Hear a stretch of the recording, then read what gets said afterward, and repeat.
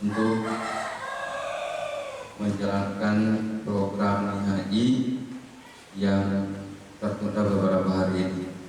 Sebenarnya materi ini akan disampaikan pimpinan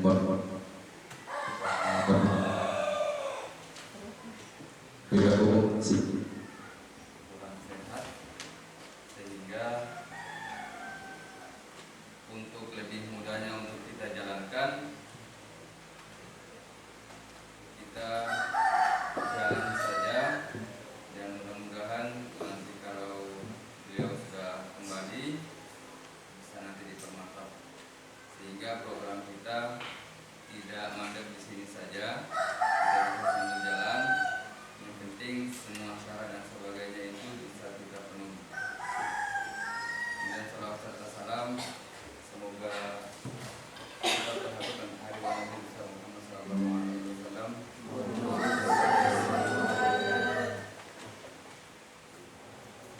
yang telah mengajarkan kita, membimbing kita dengan panduan-panduan beliau.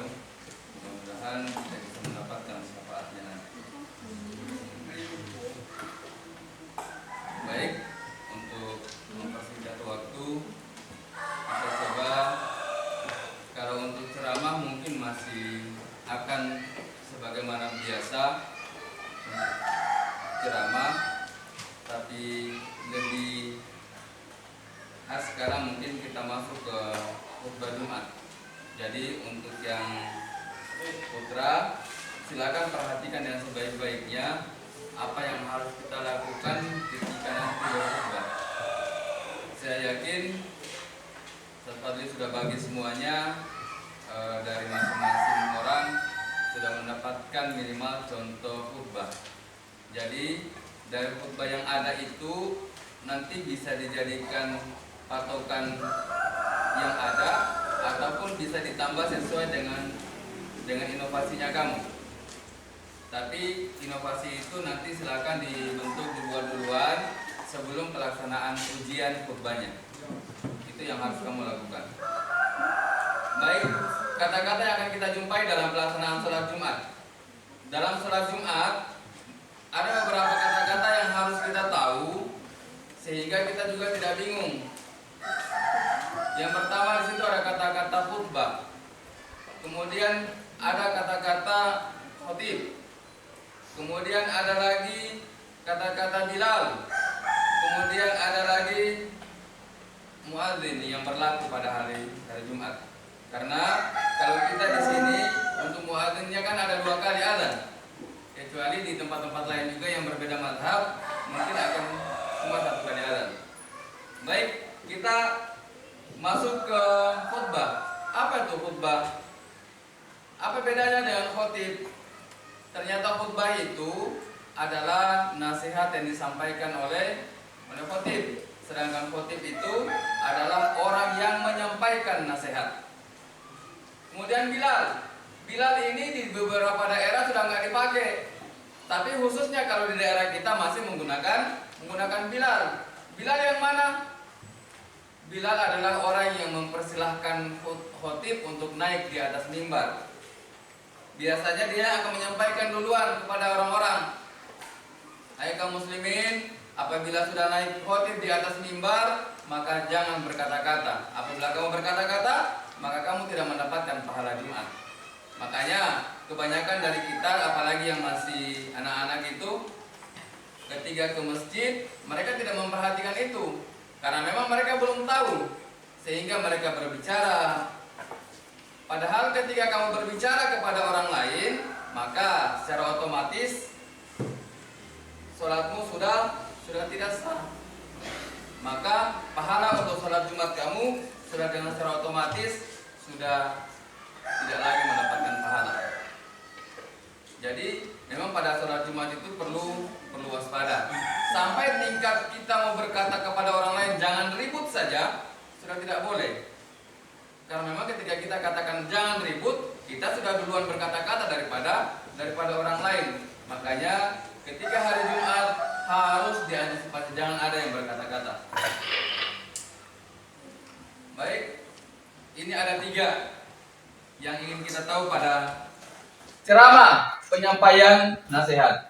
Jadi kalau nanti yang putri kemudian ketika menyampaikan nasihat sama menyampaikan ceramah itu tidak banyak tuntutannya. Paling dia akan menggunakan pembukaan dengan menggunakan alhamdulillahirabbil alamin, kemudian syukur kepada Allah, salawat kepada Nabi. Setelah itu baru isi ceramah. Kemudian setelah itu masuk pada penutup. Mungkin itu saja kalau ceramah. Pidato, kegiatan memutarkan gagasan ataupun ide. Jadi kita bisa beda-bedakan apa perbedaan-perbedaan yang dari tiga ini. Nah, sedangkan khutbah adalah proses penyampaian ajaran agama. Nanti kita lihat rukun-rukunnya.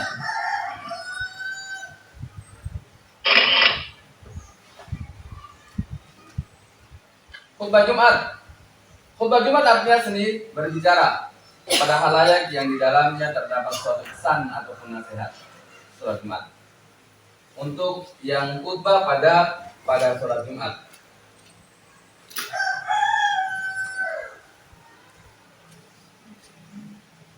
Mungkin mudah-mudahan kita masuk yang di rukun, di syarat.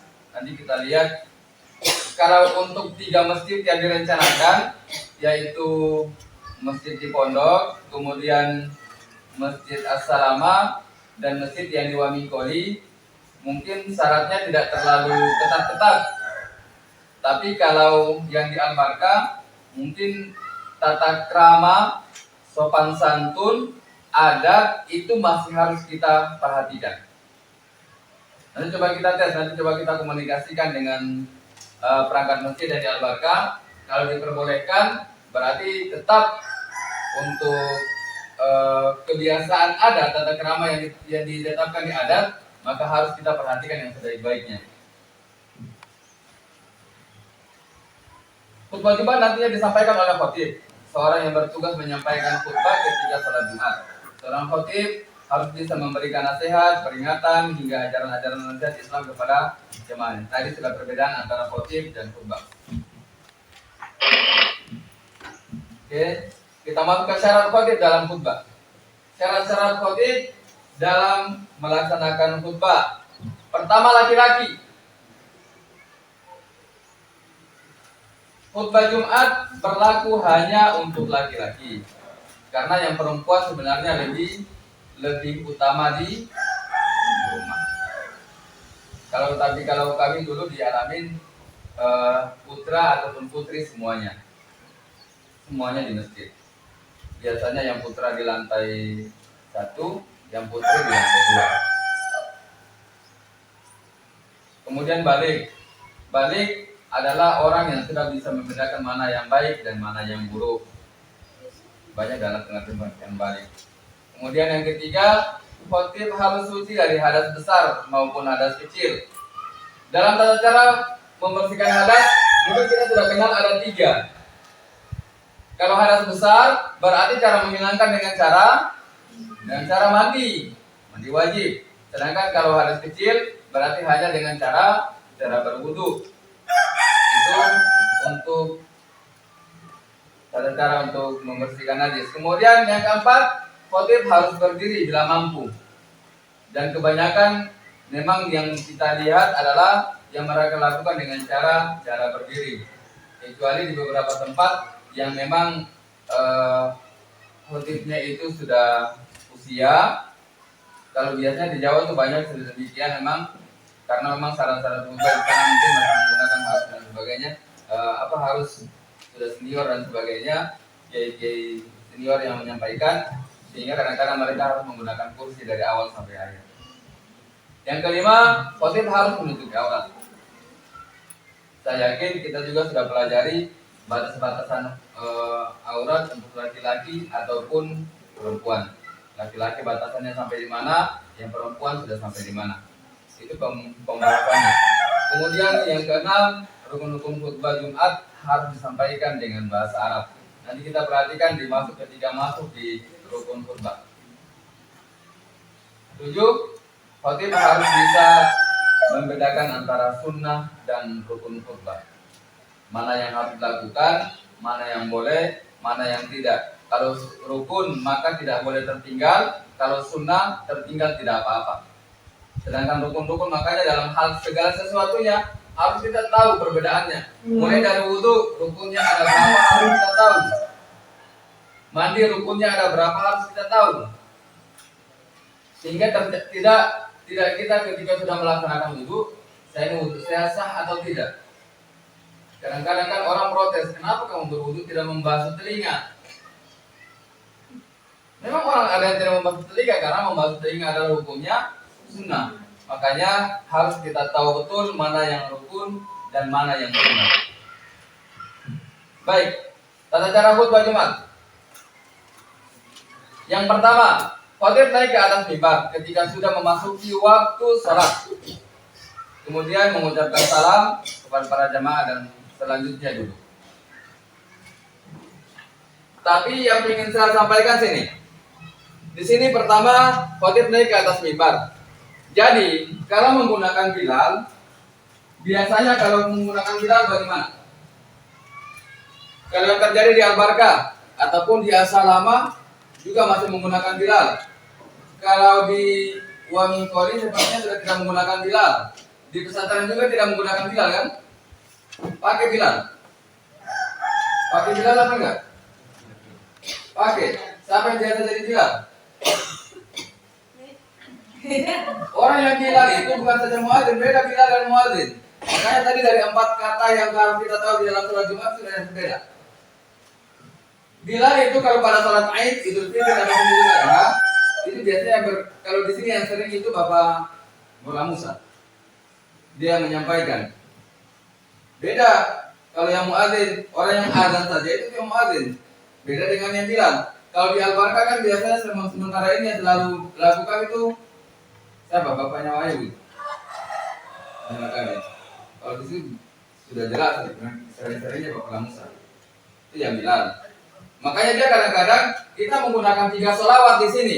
Kalau di Al-Barkah itu kan ada 3 tangga. Menggunakan juga 3 sholawat. Makanya kalau kita mengikuti Bilal, maka kaki kita juga kita langkahkan yang kanan, kemudian naiknya juga satu-satu. Pernah terjadi, langsung dikomplain hari itu juga dengan orang adat. Karena ketika dia naik khotib, mau naik ke mimbar, dia langkah dan langkah pertama memang sudah betul yang kanan, tapi dia langsung langkah, sekali langkah semuanya diterap naik ke semua satu kali. Kalau dalam hal biasa tidak ada masalah, tapi kalau dalam hal adat makanya bilang tadi tata krama yang kebiasaan-kebiasaan yang dilakukan pada suatu daerah itu berbeda-beda. Makanya kita harus tahu. Selain kita tahu rukun, tahu syaratnya, tahu sunnahnya, kita perlu tahu juga tata krama pada setiap daerah tertentu. Pasti berbeda-beda. Mau di Bonoge mungkin sudah beda lagi. Lanjut ke sana ke Mawasangka apalagi sudah beda lagi. Kita tidak tahu masalah tata krama masing-masing daerah. Makanya alangkah baiknya bagi orang yang mau khotib pada tempat yang dia baru datangi, alangkah baiknya dia mencari tahu dulu tata krama yang begituan. Seperti yang pernah saya katakan, bahwa di Al-Barkah ini kan syarat khotib itu adalah orang yang sudah menikah. Yang belum menikah tidak dilayakkan untuk bisa naik khutbah. Itu yang pertama. Jadi ketika naik, kalau bisa tangga per tangga itu dinaiki dengan kaki kanan duluan semuanya. Tangga pertama naik, karena diantar menggunakan salawat. Allahumma sholli ala sayyidina Muhammad, naik satu tangga. Salawat yang kedua naik lagi satu tangga, semuanya menggunakan tangga dengan salawat itu. Kemudian setelah itu kan kita nanti setelah sampai di atas kita tinggal langsung balik kanan. Kalau di As-Salamah Al-Barkah masih insya Allah masih menggunakan tongkat, masih pegang tongkat. Angkat saja dan jangan dibanting. Kadang-kadang kan orang yang naik khotib kemudian di atas mimbar dia naik dia taruh tongkatnya dengan cara yang keras sehingga buat jemaah kaget. Kemudian yang kedua, muadzin mengumandangkan azan. Ini kalau azan menggunakan azan 2 kali azan. Tapi insya Allah di kita untuk mazhab Syafi'i semuanya menggunakan 2 kali azan. Azan yang pertama untuk azan khalayak umum semuanya, sedangkan azan yang kedua biasanya dilakukan setelah khotib naik di atas mimbar. Yang ketiga, setelah selesai azan, khotib mulai berkhutbah sebagai khutbah yang pertama. Jadi setelah azan, yang khotib sudah bisa berdiri dengan tidak mengucapkan Assalamualaikum, karena Assalamualaikum tadi sudah diucapkan pertama. Setelah naik, kemudian balik kanan, mengucapkan salam, baru baru duduk, baru masuk yang ini. Jadi salam itu ketika kita mulai naik, kita salam. Yang keempat, setelah khutbah pertama, khotib duduk sejenak atau biasa disebut dengan duduk antara dua khutbah. Itu ada khutbah yang pertama dan khutbah yang kedua. Kita duduk sejenak, kemudian kita lanjut bangkit dari duduk dan menyampaikan khutbah yang kedua. Dua khutbah yang akan kita dilakukan. Yang keenam, selesai khutbah yang kedua, turun dari mimbar dan melakukan sholat Jumat 2 rakaat.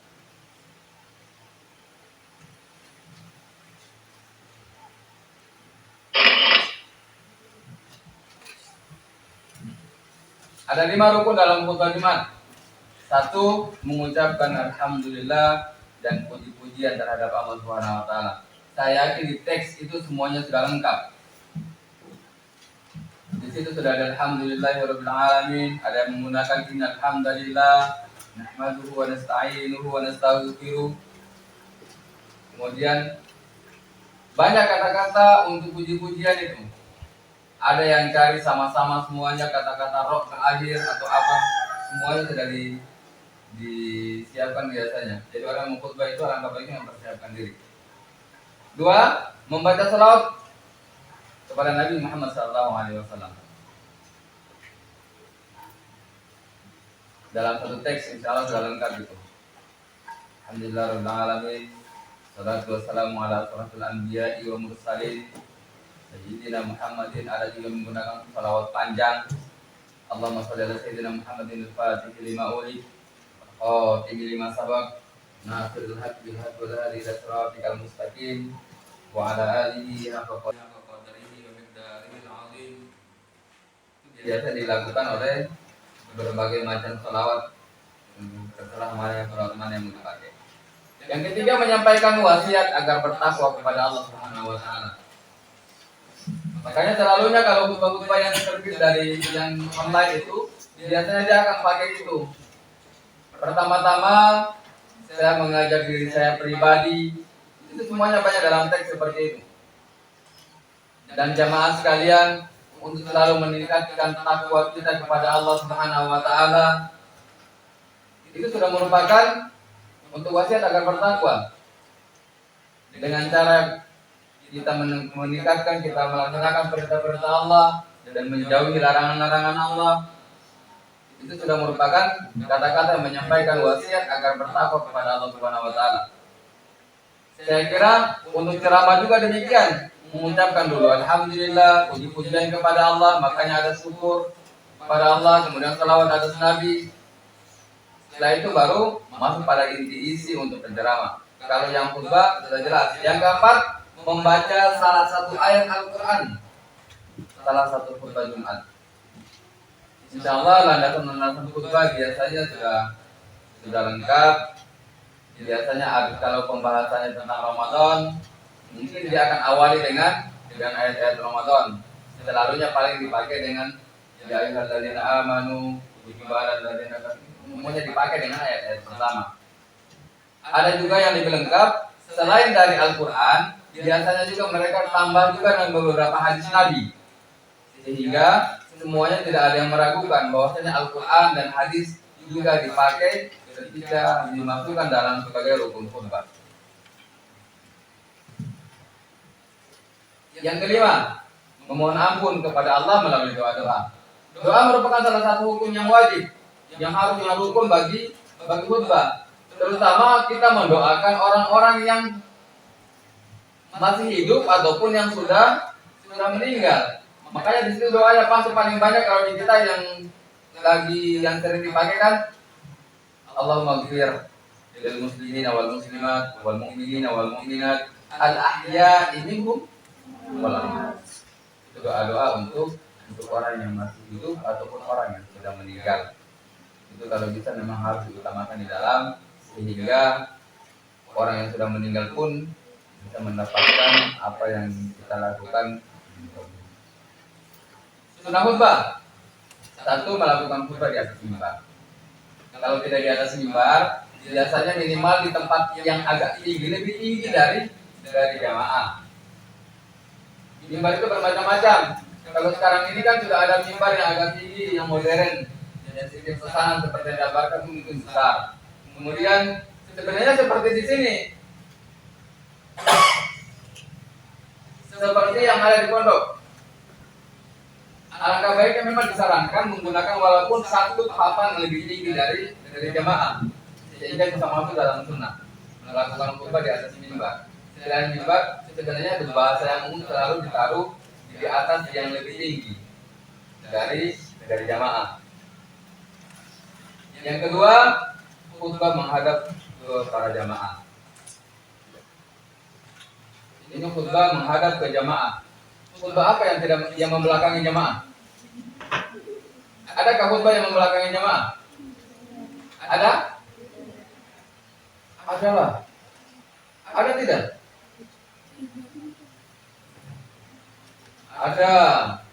Ada khutbah yang membelakangi jamaah ketika khutbah yang kedua. Pada sholat apa itu? Sholat istisqa, hujan. Ketika sudah panas bertahun-tahun, kemudian tidak pernah turun hujan, maka kita disunahkan untuk melakukan sholat istisqa.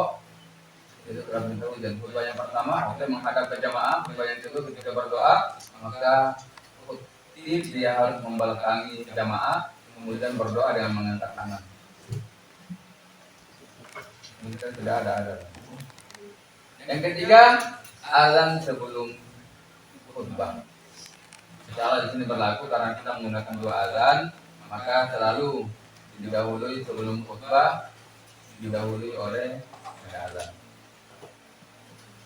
Yang keempat, membacakan khutbah dengan suara lantang dan jelas.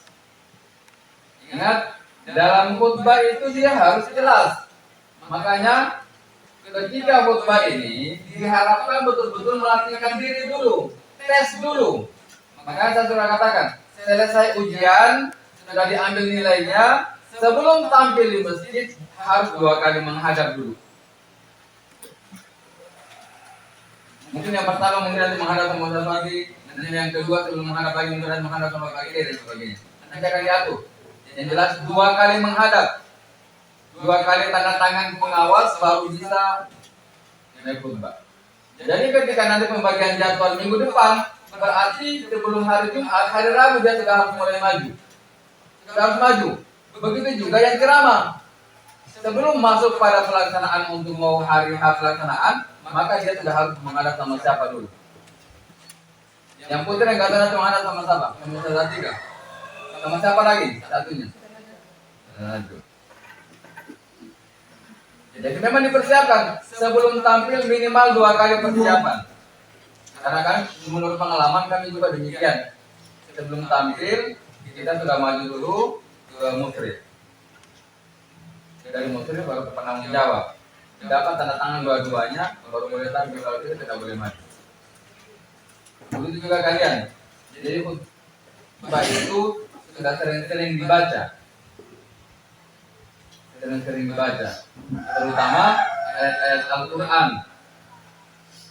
Yang jangan sampai lagi sama baca dan khotib-khotib kampung yang biasa, yang kemudian baca ayatnya tersendat-sendat.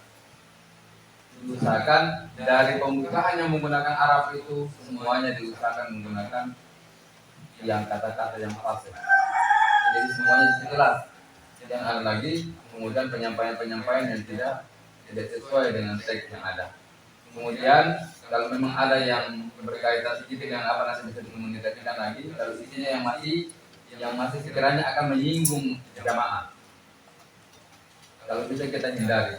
Nanti dibaca masing-masing contoh yang sudah dipegang, coba dipelajari, dilihat lagi kira-kira apa menyinggung masyarakat atau tidak, di situ nanti dilihat lagi. Kalau misalnya ada sekiranya dari kalian, tolong sampaikan sama Ustaz lagi, sehingga mungkin bisa nanti dikoreksi ataupun nanti diperbaiki. Kemudian mengucapkan salam sebelum khutbah. Mengucapkan salam tadi sudah saya sampaikan. Mengucapkan salam itu ketika posisi kita mulai naik di mimbar. Ketika naik di atas mimbar, kita balik kanan, sebelum duduk sudah mengucapkan salam. Kalian ceramahkan sebagaimana mestinya saja, tidak ada kaitannya dengan yang sunnah dan rukun khutbah. Yang keenam, melakukan khutbah dengan durasi yang tidak terlalu panjang dan tidak terlalu pendek. Yang banyak terjadi, yang perlu saya ingatkan bahwa paling terjadi di kita ini, orang dengar khutbah itu bukan dengan kepala tegak. Di kita, yang kita selalu kita lihat, mau di Al-Barkah, mau di Al-Salamah, kebanyakan dari mereka kalau mendengar khutbah dengan cara menunduk. Dan posisi menunduk, apabila khotibnya dia dengan suara tegas, dengan suara keras, maka orang akan terlena. Berarti dalam jangka 5 menit pasti dia sudah tidur. Itu kebanyakan di kita. Sehingga kebanyakan di masjid itu ketika sudah mau iqamah, banyak yang baru luruskan kaki. Karena memang tidur. Ya untung saja mereka tidur kemudian tidak berubah posisi. Sehingga tidak membatalkan wudhu. Kalau tidur yang kemudian sampai ngorok dan sebagainya, ada orang seperti itu. Mau tidak mau ketika sudah iqamah dia harus keluar lagi untuk berwudhu. Jadi memang itu yang terlalu nanti disebutkan, nanti kita koreksi lagi. Kalau terlalu panjang nanti bisa diperpendek. Baik, usahakan dengan sebaik-baiknya, usaha semaksimal mungkin, usaha tidak pernah membohongi hasil. Mendapatkan hasil yang baik, ya usaha semaksimal mungkin. Dengan cara melatih. Banyak di kita ini kebetulan masih di tengah-tengah hutan. Jadi kalau mau melatih dengan suara keras, cari waktu pagi. Itu di pojok itu banyak lahan lepas itu. Di kandang ayam sana juga banyak gitu. Tinggal bawa teks, latih baca dengan suara keras. Karena ketika kamu berlatih dengan suara kecil baca biasa, ketika nanti kamu angkat suara pasti akan beda. Jadi untuk melatih diri, silakan gunakan tempat-tempat tertentu untuk keluarkan suara. Begitu juga ceramah. Jangan cuma karena mentang-mentang kamu sudah menghafal teks dan kamu menyampaikan dengan biasa-biasa saja. Bismillahirrahmanirrahim. Alhamdulillahirrahmanirrahim. Nanti ketika kita angkat suara sudah pasti beda. Bisa terjadi juga proses lupa di situ. Ketika kita berbicara Bismillahirrahmanirrahim, nanti ketika angkat suara Bismillahirrahmanirrahim, kalau sudah beda lagi, akan sudah beda lagi dengan pelaksanaannya. Makanya usahakan latih baca, sering dibaca berulang-ulang sehingga pemahaman kita bisa dapat, bisa penghayatan kita bisa dapat, intonasinya juga bisa dapat. Karena penekanan-penekanannya di situ harus kita tahu. Kalau teksnya sudah sering kita baca, maka kita paham. Ketika kita sudah pahami, berarti kita sudah bisa mengatur intonasinya bagaimana. Tinggi rendah suara ketika penyampaian. Kan tidak harus dia full, mau keras semuanya. Kan harus ada juga pendengaran tertentu yang harus ditentukan bahasanya. Jadi kita bisa lihatlah nanti. Silakan dilatih untuk itu.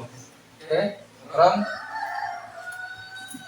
Demikian mungkin ada yang mau bertanya ataupun bagaimana, karena proses kita di sini adalah di dalam proses belajar.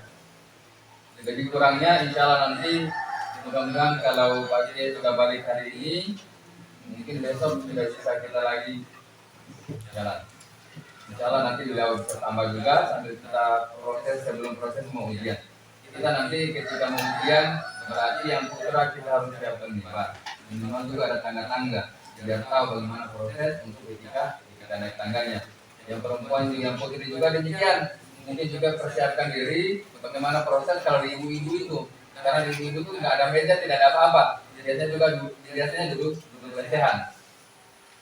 Karena biasanya saya tidak tahu kalau kalian. Kalau saya pribadi, kalau membawa acara MC begitu ataupun menyampaikan apapun, kalau ketika duduk biasa lesehan dan kaki terlipat, itu saya merasa tersiksa kayaknya. Karena untuk menyampaikan, untuk mengangkat suara kadang-kadang agak susah. Makanya kadang-kadang saya duduk tasyahud, sehingga saya lebih mudah untuk menyampaikan kalau tidak terlalu terganggu dengan pernafasan.